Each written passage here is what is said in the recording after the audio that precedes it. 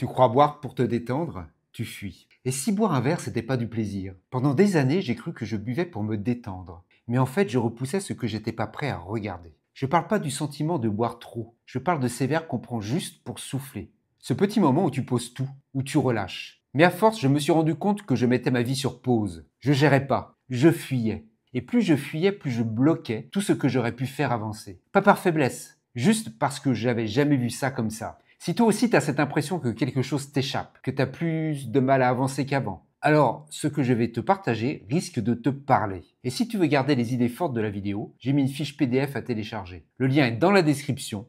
Tu sais, j'ai mis longtemps à le voir, mais aujourd'hui c'est clair pour moi. Boire, c'était pas un plaisir, c'était une fuite, de la procrastination, une manière de repousser le moment où j'allais devoir affronter ce qui n'allait pas en moi. Je dis pas ça de haut, je dis ça parce que je l'ai vécu. Pendant des années, je pensais que l'alcool m'aidait à me détendre après une journée trop chargée, à supporter la pression, les responsabilités, à oublier les trucs que je voulais pas ressentir. Mais au fond, ce que je faisais, c'était procrastiner contre mon évolution. Oui, je sais, ça peut paraître bizarre de dire ça, comme ça, mais regarde bien. À chaque fois que tu bois un verre pour te calmer ou te détendre, t'es pas en train de résoudre quoi que ce soit. Tu es en train de repousser un stress, un mal-être, un déséquilibre. Tu crois que t'apaises, mais tu te déplaces. Tu repousses, tu gagnes du temps. Mais le prix à payer, c'est que tu bloques tout ce que tu pourrais changer vraiment. Parce que l'alcool, c'est pas le problème. C'est juste le truc que tu as trouvé pour gérer un déséquilibre intérieur. Alors moi aussi, j'ai cru que c'était normal, que c'était ma manière de faire. Mais un jour, j'ai dû me poser une question brutale. Pourquoi je bois en vrai? Et ce que j'ai vu, c'est pas très confortable. Je buvais pour anesthésier, pour ne pas sentir, pour ne pas penser, et surtout pour ne pas changer. Et quand j'ai compris ça, j'ai vu que ce que je croyais être un plaisir était en fait un gros bouton pause sur ma vie. Donc oui, à chaque fois que je buvais, je mettais un couvercle sur ce qui me dérangeait. Je remettais à plus tard le moment où j'allais devoir regarder les choses en face. Un stress que je gérais pas, une colère que je planquais, une fatigue mentale que j'écoutais jamais. Et plus je buvais, plus je m'éloignais de moi. Je disais rien, mais à l'intérieur, ça tirait. Et tant que je continuais à boire, je restais figé. Parce que je fuyais justement. C'était pas les autres, c'était moi. Mon inconfort, mes questions, mes blessures, tout ce que j'enterrais sous le tapis. Alors j'ai fini par me poser devant un miroir, pour de vrai, oui c'est vrai. Pas juste me regarder comme tous les matins, me regarder en me demandant qui je suis là, maintenant. Qu'est-ce que je veux faire du temps qu'il me reste? Est-ce que j'ai vraiment envie de continuer comme ça encore 10, 20 ou 30 ans? Ou est-ce que je veux reprendre la main? Je sais que ça peut paraître exagéré, mais quand tu as passé des années à tourner en rond avec un verre à la main, il y a un moment où tu n'as plus envie de continuer comme ça. T'en as marre de te mentir. T'en as marre d'avoir cette petite voix au fond de toi qui dit « tu vaux mieux que ça ». Et si tu as des enfants, un ou une partenaire, des gens qui comptent sur toi, tu finis par te demander aussi quel impact ça a sur eux. Parce qu'on croit que ça se voit pas. Mais si, ça se voit. Ça se sent, ça se vit dans le non-dit, dans les silences, dans les retards, dans la fatigue. T'as voulu bâtir quelque chose, une famille, une vie, une entreprise, et puis un jour, sans t'en rendre compte, l'alcool s'est glissé là-dedans. Et tu as commencé à fuir le stress, fuir le vide, fuir les tensions, fuir même parfois ta propre lumière. Et voilà le truc dur à encaisser. Tu peux pas gagner contre ce jeu-là. Tu gagneras jamais. Il n'y a pas assez de bouteilles dans le monde pour éteindre un truc non réglé à l'intérieur. Tu crois que tu bois pour t'apaiser, mais en vrai t'ajoutes une couche à la douleur. Tu fragilises ton système nerveux, tu sabotes ton équilibre. Et à la longue, tu t'épuises. C'est ce que j'ai compris ensuite. C'est que c'est pas juste une histoire de mental ou de volonté. Ton cerveau, lui aussi, il trinque. À chaque verre, tu lui envoies un shot de dopamine tellement fort qu'il ne sait plus quoi faire avec ça. T'imagines, en moyenne, ton cerveau fonctionne avec 50 nanogrammes de dopamine par décilitre. Quand tu as une mauvaise journée, tu tombes à 40. Quand tu es en dépression sévère, tu peux chuter même jusqu'à 10. Tu es presque à plat. Et à l'inverse, quand tu fais l'amour ou quand tu manges ton plat préféré, tu montes à 90-95. C'est le max naturel, ton plafond biologique. Mais l'alcool, bam, 190, parfois 200. C'est le double du max prévu pour ton corps. Alors bien sûr, sur le moment, tu as l'impression que tout va bien. Tu as ce petit frisson, ce relâchement, cette impression que ça marche. Mais ce que tu ressens, c'est pas un vrai plaisir. C'est ton cerveau qui se fait hacker. Et comme dans tous les systèmes, si tu tires trop fort d'un côté, tu touches le pic et derrière, c'est la chute. Le lendemain, t'es pas à 50, t'es pas revenu à ton niveau de base. T'es en dessous, 45, 42, 40, 30. Et plus tu bois souvent, plus ce niveau de base s'effondre. C'est comme si ton cerveau se disait « si on m'envoie autant de dopamine en bouteille, pourquoi je m'embêterais à en produire naturellement ?» Exactement comme un mec qui se bourre de stéroïdes et dont le corps arrête de faire de la testostérone. Et le résultat? T'as plus d'élan, plus de motivation, plus d'envie. Tout te paraît fade. Rien ne t'excite plus. Tu veux plus faire du sport. Tu te fous de ton taf. Tu te déconnectes même de ta famille. Et tout ce que tu veux, c'est ton shoot. Et c'est là que le piège est refermé. Tu bois pour retrouver un truc que l'alcool t'a volé. Tu veux retrouver un état que tu n'arriveras plus à atteindre.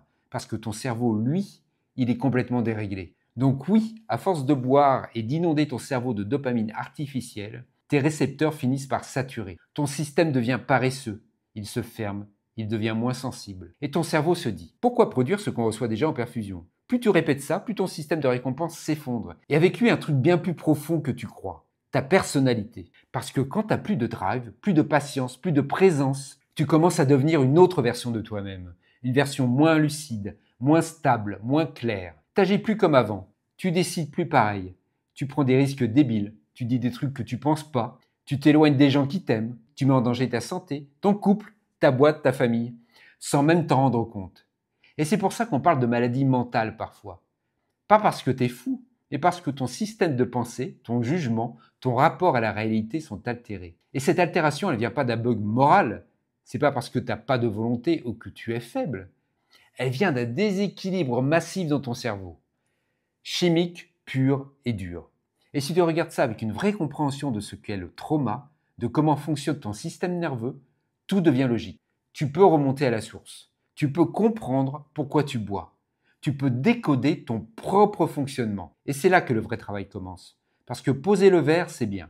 Mais si tu changes rien derrière, tu continues de tourner en rond. Le vrai boulot, c'est pas juste arrêter, c'est réapprendre à faire tourner le système correctement. Comprendre ton cerveau, ton corps, ton histoire. Revoir comment ta personnalité s'est construite à partir de ce que tu as vécu. Et ensuite, tu peux commencer à bosser pour de vrai, à retrouver ton équilibre mental, émotionnel, même spirituel, si tu veux aller jusque-là.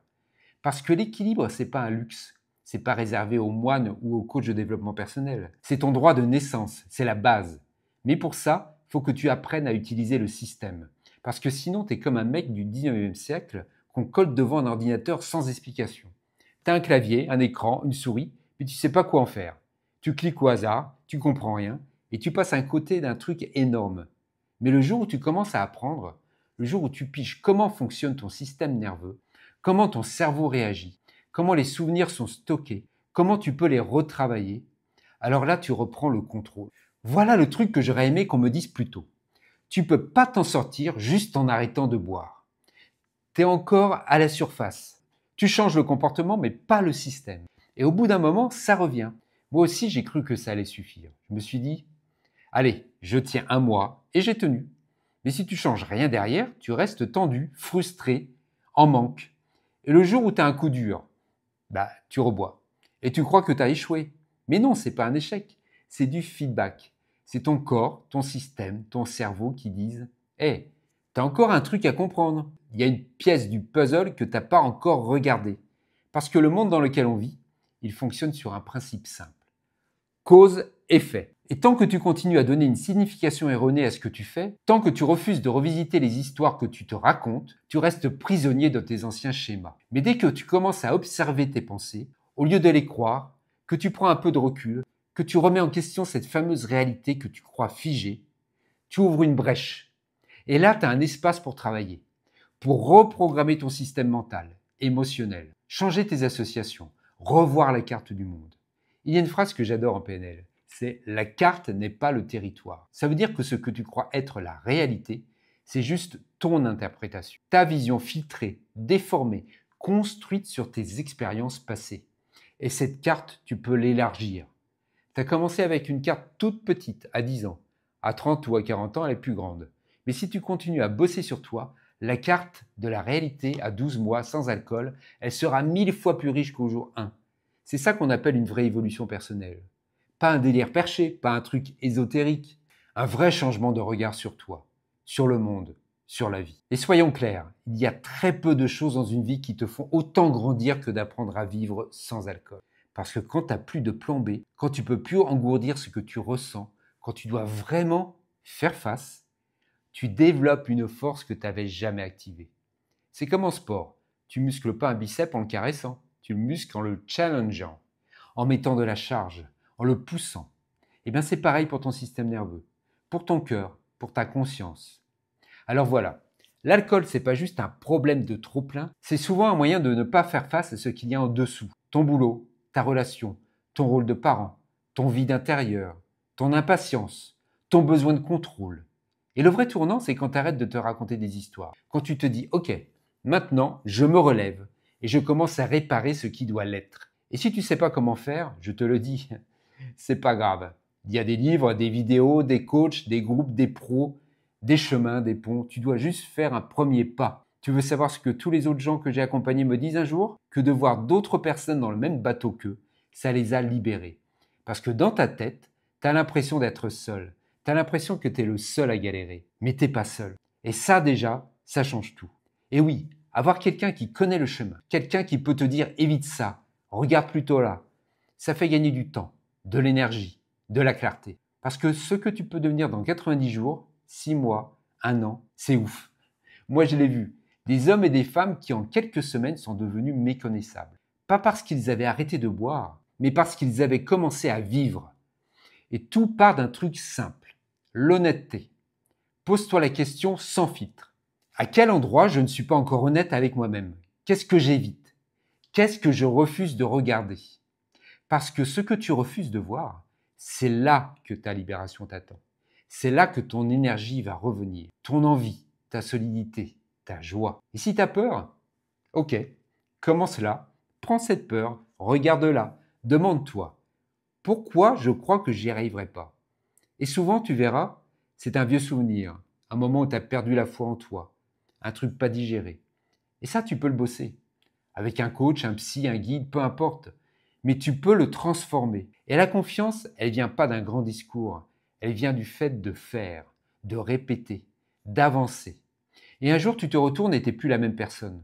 Parce que tout ça, c'est traçable. Tout a une cause. Et si tu la vois pas, c'est pas grave. Il y a des gens qui peuvent t'aider à la trouver. Mais retiens bien un truc. Ce chemin, c'est pas juste ne plus boire. C'est traverser ce que tu as fui. C'est te réconcilier avec ton courage. C'est reprendre ta vie, vraiment. Et la bonne nouvelle, c'est que presque tout peut se réparer. Tu peux retrouver la paix, l'équilibre, la sécurité et une vraie confiance en toi. Tu sais quoi? T'es peut-être pas cassé, t'as juste appris à survivre avec un système déréglé. Et aujourd'hui, tu peux apprendre à fonctionner autrement. Moi, je l'ai fait. Pas en un jour, pas sans doute, mais je l'ai fait. Et franchement, ça valait vraiment le coup. Et si ça te parle, prends juste 1 minute pour télécharger la fiche PDF. Dedans, tu auras toutes les idées clés de la vidéo, posées noir sur blanc, pour y revenir au bon moment. Le lien est juste en dessous. À très bientôt et prends soin de toi. Vraiment.